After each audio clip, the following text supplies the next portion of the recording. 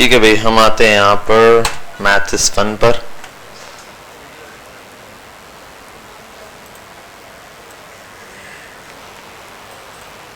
और math is fun लिख के कंट्रोल इंटर, कोई भी वेबसाइट चलानी हो, यूट्यूब फर्स्ट टाइम चला रहे हो, अभी तो जैसे ओपन हुई भी है यहाँ लिखा हुआ आ रहा है यूट्यूब। अगर .com नहीं आ रहा, आपने लिखा है, आप चाहते हो www.com खुद लिखा हुआ है, तो आपने जस्ट कंट्रोल दबाना है और इंटर दबाना है, www.http जो भी है ना वो सब खुद। अब इसका असर URL क्या है, ये रहा। मैंने सिर्फ यूट्यूब लिख के कंट्रोल इंटर मारा तो ये सब खुद आ गया। ठीक है, क्या https/ क्या हुआ, हाँ क्या करता है भाई ये बच्चा, अच्छा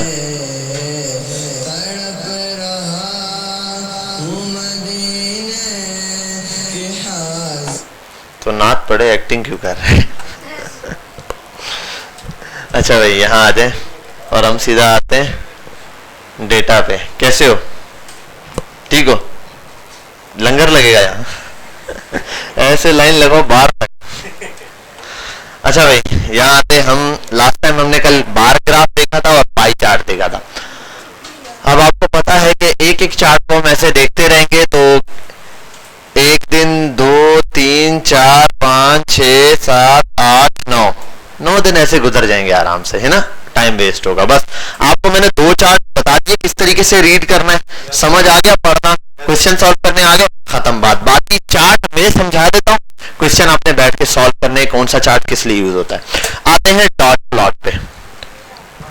डॉट प्लॉट कोई मुश्किल चार्ट नहीं है, बिल्कुल सिंपल सा है। Dot plot is a graphical display of data using dots. Dot का यूज करते हुए आपने क्या बताना है, data. A survey of how long does it. अच्छा अब इसके ग्राफ में क्या होगा, जैसे बार चार्ट में बार नजर आ रहे थे, ठीक है, और फिर पाई चार्ट में पाई था, यहाँ पर डॉट लगे हुए होंगे, क्या होंगे, डॉट लगे हुए। How long it takes to eat a breakfast has these results. अब ये बता रहे हैं कि भाई कितने लोग हैं जिनको खाना खाने में कितना वक्त लगता है, उस हिसाब से बताया भाई, ये डॉट प्लॉट है। मिनट्स और पीपल, 6 ऐसे लोग हैं जिनको 0 मिनट लगता है नाश्ता करने में, मतलब वो नाश्ता करते ही नहीं है, ठीक है। 2 ऐसे लोग हैं जिनको 1 मिनट लगता है नाश्ता करने में, मतलब हो सकता है जाते जाते कोई चीज ले ली, उठा ली, 2 सिप मारे, ऐसे खाना खा लेते होंगे। 3 बंदे ऐसे जिनको 2 मिनट लगते हैं, 5 ऐसे जिनको 3 मिनट लगते हैं, 2 ऐसे जिनको 4 मिनट लगते हैं, मिनट दिए हुए। अब इनको आपने डिस्प्ले कराना है किस फॉर्म में, ऐसे सिंपल। आप मिनट्स टू ईट ब्रेकफास्ट, आप इसको यू भी बना सकते हो और यू भी बना सकते हो, वर्टिकली भी और हॉरिजेंटली भी। ऐसे अगर कोई डेटा दिखे तो आपको समझ आ जानी चाहिए कौन सा डेटा है, डॉट प्लॉट का। सिंपल डॉट की शक्ल में आपको समझाया जा रहा है। जैसे ये बार चार्ट में से बार बने हुए होते हैं, लेकिन बार चार्ट के अंदर क्या होता है, यहाँ साइड पर नंबर लिखे होते हैं, बार की हाइट बता रही होती है उस नंबर के हिसाब से। यहाँ सेकंड चीज कुछ भी नहीं है, आपके सामने सिर्फ डॉट्स हैं, आप डॉट काउंट करोगे वैल्यूज के लिए। अब यहाँ कितने थे, 1 2 3 4 5 6, 0 पॉइंट पे 1 से लेकर 6 तक डॉट्स हैं, इसका मतलब ये 6 लोग हैं, पीपल है, ठीक है भाई। ये इसी तरीके से फिर ये मिनट, अब मिनट्स टू ईट ब्रेकफास्ट नाम दे दिया कि भाई ये मिनट्स हैं ब्रेकफास्ट के हिसाब से। जी क्या, कल मैंने बताया था वैल्यूज जब बड़ी होंगी ना तो फिर आप राउंडेड अगर आप बिल पर 100-200 की बात कर रहे हैं, 300 लोग 400 लोग, तो आप 1 को कंसीडर करोगे 100 के बराबर, 2 को कंसीडर करोगे 200 के बराबर, ठीक है। अगर बार चार्ट दिए उसमें भी यही जाहिर सी बात है, 1000 लोग हैं तो फिर एक पॉइंट जो है वो किसके बराबर होगा, 100 के बराबर। अगर बिलफर्ज ये 1000 की सीरीज चल रही होती तो 10 तक ही पॉइंट रखने, 10,000 की होती तो एक मिनट, ये अब यहां तो नहीं हो रही ना,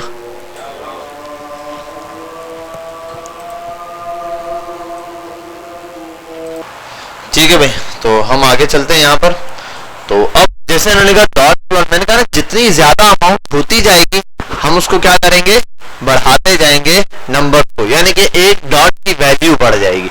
वरना तो ऐसे जाहिर सी बात है, मैंने पहले ही बताया था कि टेबल आपने बनाना है, 10 लाख बंदों का रिजल्ट है टेबल का, आप उसको चार्ट में कैसे दिखाओगे, बार चार्ट में भी जाहिर सी बात है। अभी तक जो हम देख रहे थे वैल्यूज वो क्या थी, 5 6 10 लोगों की थी, हम बोल रहे थे 10 लोगों ने नाश्ता कर लिया। अगर 6 लाख लोग हैं तो अब आप कैसे बताएंगे?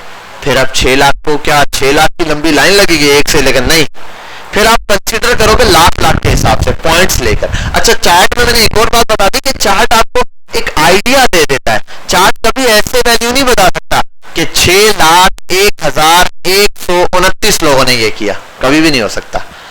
आपको ये पता चल जाएगा 6 लाख और 10,000 के अंदर अंदर है, अगर लाखों में बात चल रही है। अगर हजारों में चल रही है तो आपको समझ आ जाएगी कि 500 के अंदर अंदर है, 100 के अंदर अंदर है, ये बात समझ आएगी। अब वहां पर हजारों में भी आपको 5-10 नहीं पता चलेगा, 100 के अंदर आपको 10 पता चलेगा, 1-2 मुश्किल से पता चलेगा, 10 की रेंज में आपको 1, 2, 3, 4, 5, 6 भी पता चलेगा। तो ग्राफ मैंने कहा ना कि असल में होता है कि क्विक डेटा को देखने के लिए, क्या करने के लिए?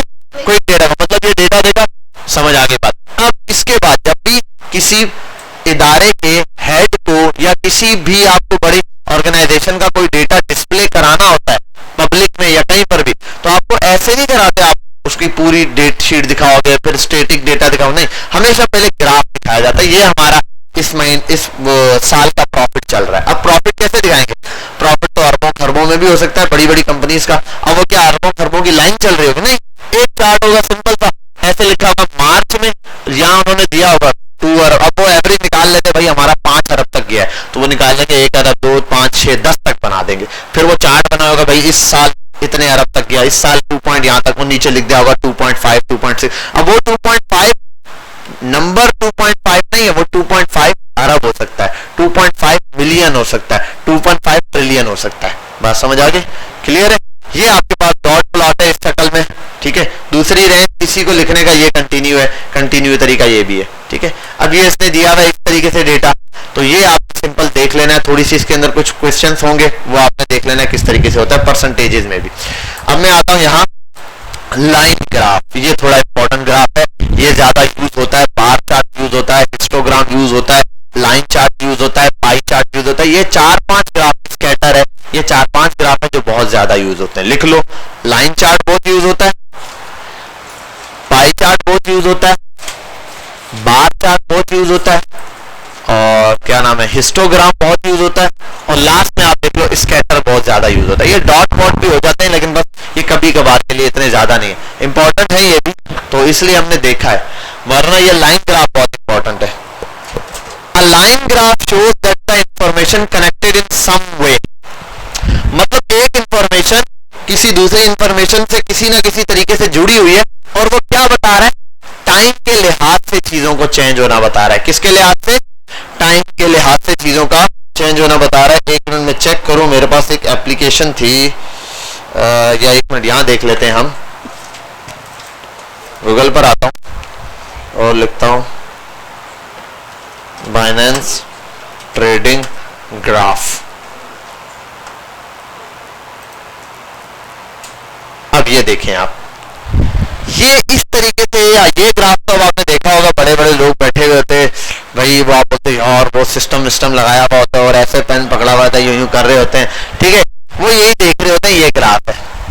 अब इसमें होता क्या है, एक बंदे ने अमाउंट लगानी है बिलफर्ड से, एक चीज की वैल्यू यहां गिर गई। अब उसने देखा यार पिछले दिनों इसकी वैल्यू यहां ऊपर तक थी, टॉप पे थी इसकी वैल्यू, इसका मतलब इसकी वैल्यू बढ़ेगी। आप देखो बार ग्राफ में भी होता है, ये लाइन ग्राफ में भी होता है, ये डॉट्स की शक्ल में भी होता है, मुख्तलिफ इसमें चार्ट्स आपको अवेलेबल होते हैं कि आपने किस फॉर्म में डेटा देखना है। तो ज्यादा इसमें जो सपोर्टेड होता है वो बार चार्ट, हिस्टोग्राम और क्या नाम है ये लाइन चार्ट, लाइन ग्राफ, ये 3 चार्ट जो है यहाँ यूजुअली आपको नजर आते हैं। ट्रेडिंग्स वगैरह में भी यही देख रहे होते हैं। इसमें होता क्या, टाइम के लिहाज से जैसे टाइम गुजर रहा है साथ साथ किसी चीज की क्या वैल्यू चल रही है वो बता रहा है। तो लाइन ग्राफ बेसिकली ऐसे ही काम कर रहा होता है कि भाई टाइम के लिहाज से किसी चीज की वैल्यू बता रहा होता है। जैसे ये बताया टेम्परेचर, दिन का टेम्परेचर क्या होता है, ऐसे ही चलता है, टेम्परेचर बिल्कुल ऐसे ही चलता है भाई। सुबह सुबह बहुत कम होता है टेम्परेचर, ठंडा होता है मौसम, उसके बाद जैसे ही दिन आना शुरू होता है 12-1 बजते, एक टाइम ऐसा होता है जिस पर पीक में 12-1 बजे टाइम पीक पर होता है, 2 बजे 3 बजे के बाद टाइम क्या हो जाता है, दोबारा ढलना शुरू हो जाए, नीचे की तरफ ग्राफ जाना शुरू हो जाए। ये लाइन ग्राफ है। आप देखो ये 2 चीजों का ताल्लुक बता रहा है, ये भी क्या, एक टेम्परेचर और दूसरा, लेकिन वक्त के लिहाज से, टाइम के लिहाज से चलता जा रहा है भाई, इस टाइम ये चीज ऐसे, इस टाइम ये चीज ऐसे है, ठीक है। कंटिन्यूस टाइम के लिहाज से बता रहा है। जैसे अब ये इसको ड्रॉ कैसे करना है, इसने सिंपल बताया, इसको इसने एक एग्जांपल लिया, आइसक्रीम की सेल की एग्जांपल ली है। किसकी एग्जांपल ली है? कि आइसक्रीम की सेल कितनी हुई है।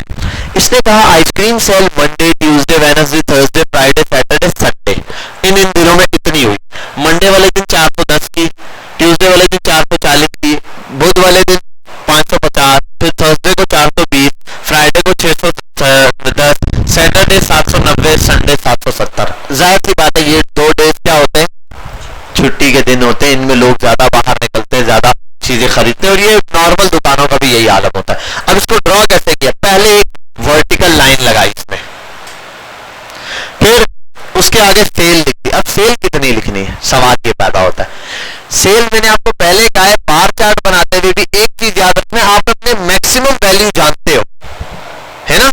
मैक्सिमम वैल्यू हर बंदा जानता है। अब एक स्टोर वाला, छोटा स्टोर वाला, वो बनाने लगा है ग्राफ, तो वो क्या बनाएगा? आज की सेल रिकॉर्ड करनी, 5 लाख, 10 लाख, 15 लाख, वो जाहिर सी बात है हजारों में वो सबसे मैक्सिमम देखेगा। अब तक की मेरी मैक्सिमम सेल एक दिन की हुई बिल्कुल 10,000, तो वो 10 से 15,000 या 20,000 का मैक्सिमम बना सकता है। अगर 50,000 का बनाएगा तो फायदा कुछ नहीं है, वो ग्राफ की हाइट ही बढ़ती रहेगी, डेटा कम।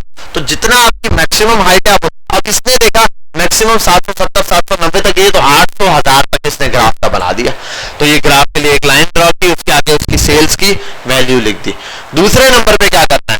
हॉरिजेंटल लाइन ड्रॉ करनी है, और इसके अंदर आप टाइम डिसाइड कर दोगे क्या है। अब टाइम क्या है? मंडे, ट्यूसडे, वेडनेसडे, थर्सडे, ये।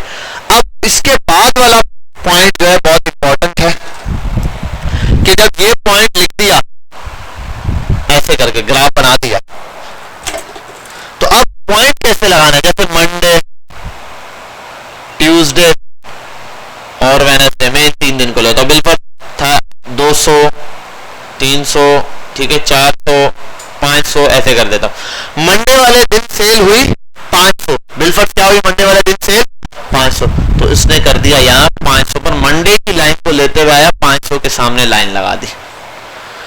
ट्यूसडे वाले दिन सेल हुई 350, अब 350, 400 उसके दरमियान में लगेगी। ट्यूसडे वाले दिन को यहां से पकड़ा और ये पॉइंट लगा दिया। फिर वेडनेसडे वाले दिन क्या हुई? सेल हो गई बिल्कुल ये 400, तो ऐसे डॉट लगा दिया। आपने सिंपली यहाँ पर डॉट लगाना है। उसके बाद क्या करना है? स्केल पकड़ना है और लाइंस को मिलाना शुरू कर देना है, ये करके। अभी मैंने 3 लाइनें बनाई है, जाती बात है ऐसे।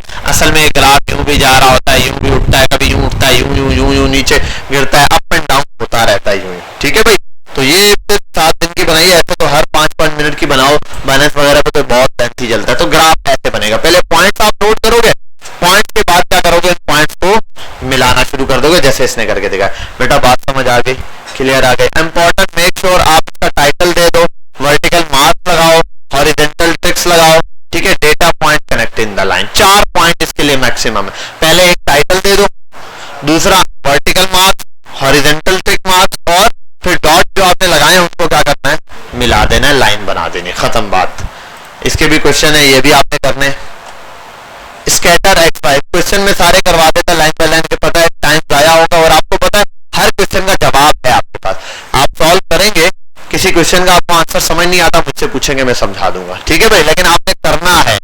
क्योंकि फिर ये मत बोलना मैं पेपर वाले दिन ऐसे सामने आऊंगा, रीजन टेस्ट लेंगे, सामने बैठ के तुम्हें बोलूंगा बेटा ये रहा, इसका जवाब बताओ ABC। अब वहां पे फिर आपको तुक्के मारने पड़ेंगे, और जो आंसर दोगे 50% आंसर के नंबर, 50% उसके एक्सप्लेनेशन के। भाई इसका आंसर आपने बोल दिया B है सर, मैंने B लगा दिया, B सही निकला। अब 50% आप उसको एक्सप्लेन करोगे कैसे है B आंसर, ठीक है भाई। तो ये यहाँ से भी टेस्ट होगा, जहां से भी, तो आपने इसकी अच्छे से तैयारी कर लेनी है। ये मैं आपको पता है, वैसे भी ये वाला लास्ट वीक है आप लोगों का, इसके बाद आपका टेस्ट है। बस रमजान से पहले टेस्ट हो जाएगा, ईद से पहले पहले आपका टेस्ट हो जाएगा, और एक्सेल हमारा स्टार्ट हो जाएगा, कहानी खत्म। बेटा जितना आपने पढ़ा सारी चीजें हैं, सब चीजें जो भी आपने पढ़ा, इसमें गलत क्या है? अच्छा भाई, अच्छा ये इसी की एग्जांपल चल रही है ना, आइसक्रीम की सेल, बहुत लंबा चार्ट बनाया, बैठ के बनाते रहना इसको, ठीक है भाई। ये रहा लेंथी सा चार्ट बना दिए। अच्छा स्ट्रेट लाइन भी है। अच्छा ये इसने क्या बताया? अब इसने मैच पॉइंट्स मिला दिया कि भाई ये चार्ट अप्रोक्सीमेटली क्या बन रहा है। अगर हाँ ये एक आध पॉइंट यहाँ होता तो प्रॉब्लम होती, ज्यादातर ये लाइन क्या है? ऐसे जा रही है सीधी, यानी कि सेल ऊपर ही ऊपर जा रही है। ये हम निकालते हैं तब लाइन ऑफ बेस्ट फिट। इसको बोलते हैं क्या? कि भाई अच्छा ये बताओ, चलो कम ज्यादा तो होता रहता है, अभी तक क्या सीन चल रहा है, अभी क्या रिजल्ट आया? अभी मैं यहां खड़ा हूं, 650 की सेल पे स्टार्ट कहां से किया था? 150 की सेल से या 100 की सेल से। तो जब 150 की सेल से स्टार्ट किया था, यहां गया हूं, तो पॉइंट क्या है? स्ट्रेट ही लाइन है, मेरा बिजनेस ऊपर ही जा रहा है। हाँ, अगर बिल्कुल मैंने 400 से स्टार्ट किया था और सेल अभी आ रही है 200 तक, तो क्या हो रहा है? ग्राफ उल्टा जा रहा है, यूं भी बनता है इसका ग्राफ। ठीक है भाई, ये आपके पास है। और यहां आते हैं थोड़ा सा, अच्छा एक मिनट, स्कैटर मैंने शुरू किया ना, स्कैटर में थोड़ी सी डिटेल थी, मैं भूल ही गया, मैं समझ रहा था मैंने वो बताना है।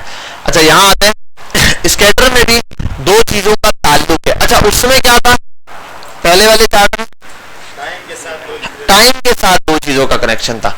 यहां पर है दो चीजों का आपस में कनेक्शन है। क्या चीजें? हाइट और वेट का ताल्लुक है। ठीक है, हाइट और वेट के ताल्लुक से बता रहा है भाई कोई ऐसी चीज है जिसकी हाइट बढ़ेगी तो उसका वेट भी क्या बढ़ेगा? जाहिर सी बात है बढ़ता जाएगा। ये इसने एक एग्जांपल दिया। In this example each dot shows one person weight versus their height, कि भाई अगर आप हाइट बढ़ा रहे हो तो वेट बढ़ रहा है। ठीक है, दो चीजें हमारे पास, दोनों को अप्रोक्सीमेटली साथ लेके चल रहा है। The local example of ice cream, जैसे पहले दिया था सेम काम टेम्परेचर के हिसाब से, और ये बता रहा है। अब देखो यहां पर टेम्परेचर का और अच्छा या टाइम का ताल्लुक नहीं दिया, यहां किसका ताल्लुक दिया है? टेम्परेचर का, यानी कि दो बेसिक यूनिट्स का टाइम। इतना समझना, लाइन ग्राफ में जो ताल्लुक होता है, लाइन ग्राफ का मेन काम टाइम के साथ होता है। किसके साथ होता है? टाइम। उसका रिजल्ट टाइम के बिहाफ पर होता है, भाई टाइम के लिहाज से कितना कमाया। इसका ताल्लुक टाइम के लिहाज से नहीं होता, इसका किसी दूसरी चीज से इफेक्टेड होता है। जैसे मैंने कहा हाइट और वेट, टेम्परेचर और ये। अब टेम्परेचर के हिसाब से जाहिर सी बात है, जब टेम्परेचर ठंडा है, मौसम ठंडा, आइसक्रीम ज्यादा सेल होगी या मौसम गर्म है? गर्म है। तो देखो 14 डिग्री का टेम्परेचर है तो 215 रुपए की सेल होती थी। 15 रुपए नहीं, $15 है। ठीक है, और इतना है तो इतनी सेल होती है। जब टेम्परेचर 22 तक गया है तो कितनी सेल हुई है? इतनी। अब इसका स्कैटर ग्राफ कैसा है? डॉट लगाने पड़ते हैं ऐसे, ये डॉट, ये डॉट, ये डॉट, ये डॉट, ऐसे करके जितने आप डॉट लगा रहे हो, सिंपल। ये भी डॉट है, लेकिन दोनों में डिफरेंस सिर्फ इतना है कि लाइन ग्राफ के अंदर जो लाइन ग्राफ है हमारे पास, वो टाइम के बिहाफ पे चलता है और ये दो यूनिट्स के कंपैरिजन पे चलता है। क्या क्या चीज? क्रिकेट में कौन सा ग्राफ यूज होता है? यार मैं इतना क्रिकेट खैर देखता नहीं हूँ, यहाँ चेक कर लेते हैं, है ना, यहाँ क्रिकेट देख लेते हैं। क्रिकेट में किस चीज पे यूज होता है? क्रिकेट ओवर, क्या नाम होता है? फॉल ऑफ, अच्छा सी के और ग्राफ। खैर मुझे इतना क्रिकेट का शौक नहीं। अलग अलग है बेटा, देखो ये वाला जो दिखा रहे हैं लगातार चल रहा है, ये हिस्टोग्राम है, ये बार चार्ट है, ये लाइन ग्राफ है। तीन किस्म के ग्राफ शो करवा रहा है ये तो। ठीक है, ये भी लाइन ग्राफ है, ये लाइन ग्राफ की एग्जांपल है। अच्छा इसमें दो तीन ग्राफ और भी हैं, एक एरिया ग्राफ भी होता है, सरफेस ग्राफ भी होता है, लेकिन वो इतने ज्यादा यूज नहीं होते, बहुत कम। उनका भी होता काम ही है, लेकिन जब लाइन चल रही है दो पॉइंट्स आपस में, तो ऐसे करके चलता है वो। एरिया ग्राफ हमने कहाँ देखा था? एरिया और सरफेस ग्राफ हमने एमएस वर्ड के अंदर देखा था। एमएस वर्ड में या फिर पावर पॉइंट के अंदर जब हम ग्राफ देखा था, ग्राफ और चार्ट उसके अंदर एग्जांपल थी, मैंने कहा हम आगे जाके पढ़ेंगे, यहाँ पे सिर्फ ग्राफ लगाना देखना है। तो वहां पर दो चीजें देखी थी। अगर मैं यहाँ पर आ जाऊं जीसीएफ ग्लोबल पे, एमएस वर्ड पर आ जाऊं, यहां पर आऊं मैं तो ये चार्ट था हमारे पास, कहां गए चार्ट्स? ये हमने देखे थे कुछ चार्ट, यहाँ पे कहां गए भाई? एग्जांपल में देता है ये रहा। ठीक है, ये कॉलम चार्ट जिसको बोल रहे हैं हमारे पास क्या है? बार चार्ट है। हिस्टोग्राम में, हिस्टोग्राम होता तो क्या होता? गैप नहीं होता। अभी हिस्टोग्राम पढ़ेंगे तो फिर हमें पता चल जाएगा। नीचे आता हूं, ये क्या है? लाइन ग्राफ है। ये क्या है? पाई चार्ट है। अच्छा लाइन ग्राफ में सर ये तो मल्टीपल लाइन आ गए, हम तो एक लाइन पढ़ रहे हैं। तो हर लाइन किसी अलग चीज का दिखा रही है। एक ग्राफ के अंदर आप 50 लाइनों वाला ग्राफ भी बना सकते हो। एक लाइन किसी एक चीज को टाइम के लिहाज से बता रही होगी उसमें क्या चेंजिंग आ रही है। ठीक है भाई, अब देखो टाइम ये रहा ये रही और ये रहा। ये वाला किसका है? क्लासिक का, एक है स्काईफाई का, और पता नहीं क्या क्या नाम लिखे हुए, ठीक है। ऐसे ये रहे, तो हर लाइन किसी एक के लिए इंडिविजुअल लाइन भी आप देख सकते हैं। यहां आता हूं मैं, और ये रहा लाइन बेस्ट फिट इसने बता दिया भाई, यहां से पॉइंट लिया सीधा एक लाइन। ये स्कैटर ग्राफ खास तौर पर तब यूज किया जा रहा होता है जब दो चीजों का कंपैरिजन हो यूनिट्स में, और उनके दरम्यान में हमें बेस्ट वे निकालना हो कि भाई सबसे अच्छा रिजल्ट क्या निकलेगा। हमारे बिजनेस का पॉइंट बता देगा कि भाई मैं लॉस में जा रहा हूं या फिर प्रॉफिट में जा रहा हूं, मेरी अभी की हालत या बाद की हालत, पहले वाली या इसके बाद वाली जो है, दोनों में से कौन सी कंडीशन बेटर है, ठीक है। तो अब स्कैटर ग्राफ भी बहुत लेंथी है, देखो इसने इतने पॉइंट्स लगाकर भी बताया, छोटे छोटे हर पॉइंट चेंज हो सकते हैं, ठीक है। अब ये वाली वही बात है, ये जो मैंने स्टार्ट में बताया था ना आपको, ये डॉट रखो, ये और ये, अब ये पॉइंट ऐसे हर एक पॉइंट पर ऐसे डॉट बनेगा, ये एक यहाँ है तो ये बनेगा, एक यहाँ है तो ये बनेगा, ठीक है, एक यहाँ है तो ये बनेगा। अप्रोक्सीमेटली जो स्ट्रेट लाइन है वो ऐसे निकालेंगे सेंटर से। अच्छा अब हम आते हैं आगे, ठीक है भाई, और 49 हो जाएंगे। मैं आगे चलता हूं, इसको भी आपने देखना है, इसकी कैलकुलेशन छोड़ देना, कैलकुलेशन करने की जरूरत नहीं है।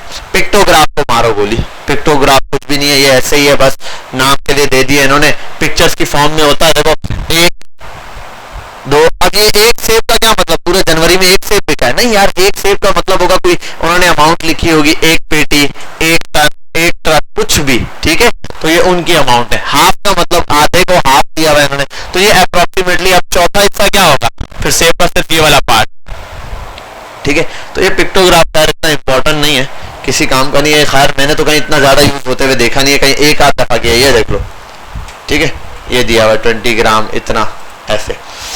आते हैं आगे, हिस्टोग्राम, ये काम का ग्राफ है हमारे पास। A graph displays the data bar of different height. ये क्या हो गया भाई, ये किसकी डेफिनेशन है? सेम डेफिनेशन किसकी है? बार ग्राफ की, बस इसमें एक फर्क है। बार ग्राफ में क्या होता था कि ये जो नीचे पॉइंट चल रहे होते थे ये आपस में कनेक्टेड नहीं थे। अब मैं इसके साथ एक काम करता हूं, यहां आता हूं और open in a new tab, ठीक है, ये इधर ओपन करता हूं और हिस्टोग्राम यहां ओपन करता हूं। बार ग्राफ देखो, एक पॉइंट हर एक चीज का अलग अलग है, कैटेगरीज है भाई, इसका इससे कोई ताल्लुक है, इसका इससे कोई ताल्लुक है, इसका इससे कोई ताल्लुक है, अलग अलग, हर पॉइंट की अलग अलग चीजें बता रहा है। लेकिन यहां आओ तो ताल्लुक है, 40 से ही आगे जाके 60 आता है, 60 से ही आगे जाके 80 आता है, ये बीच में पॉइंट्स है, ये कंटिन्यूअस रेंज है। क्या है?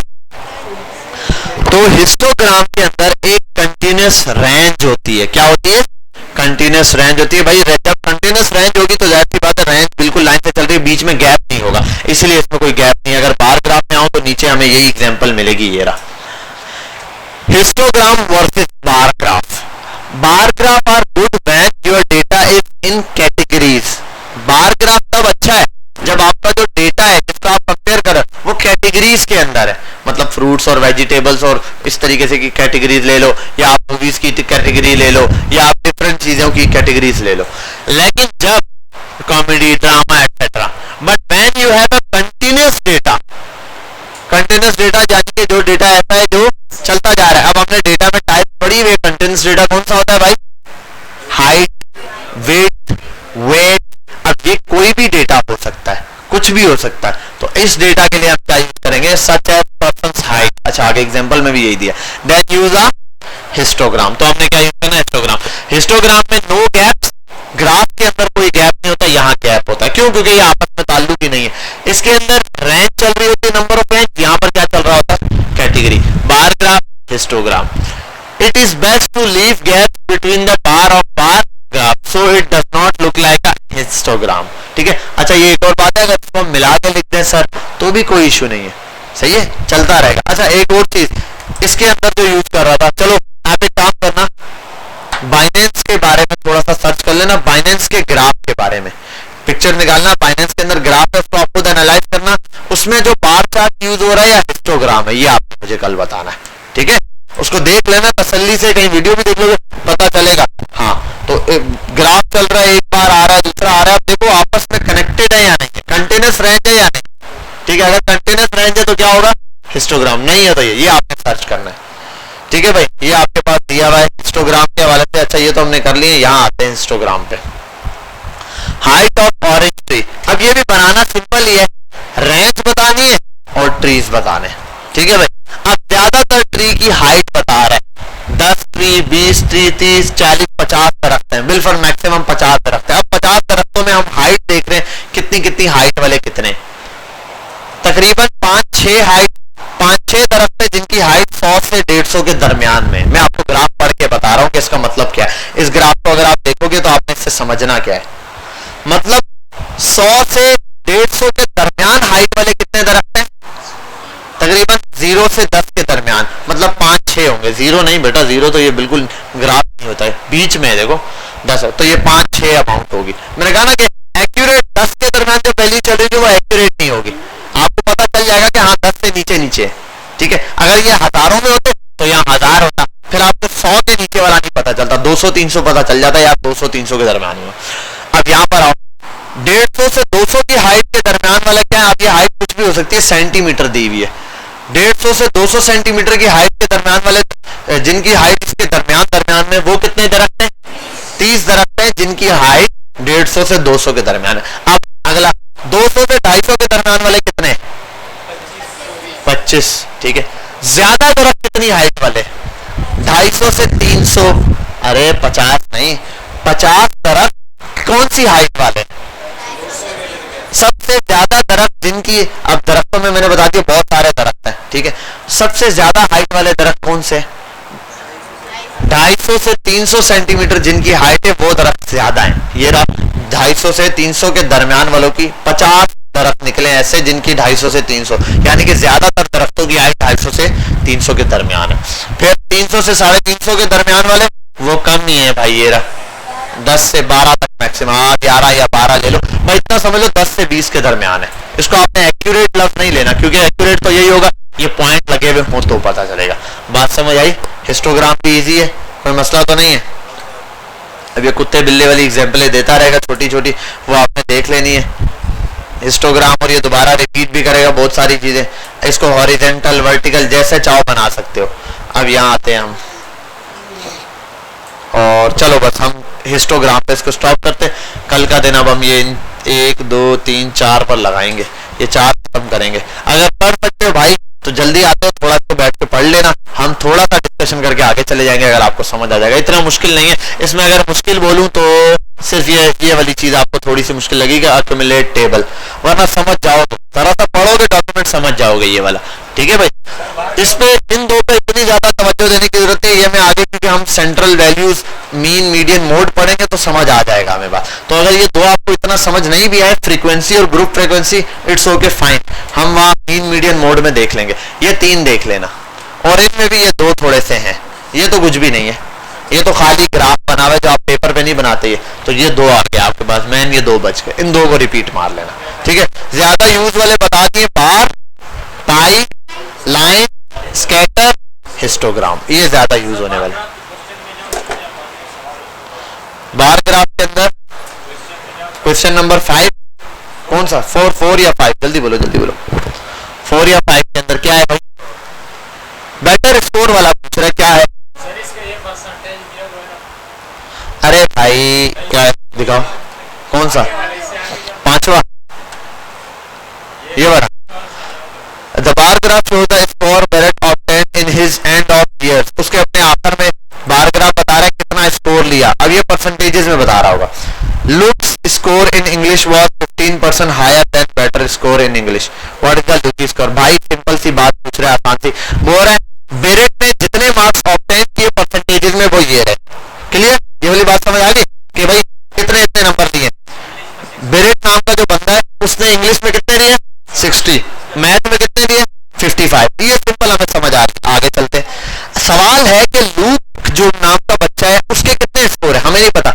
इतना पता है लूक के 15% ज्यादा हैं इंग्लिश में इसके इंग्लिश में कितने 60 और इसके 15 ज्यादा है, कितना हो गया?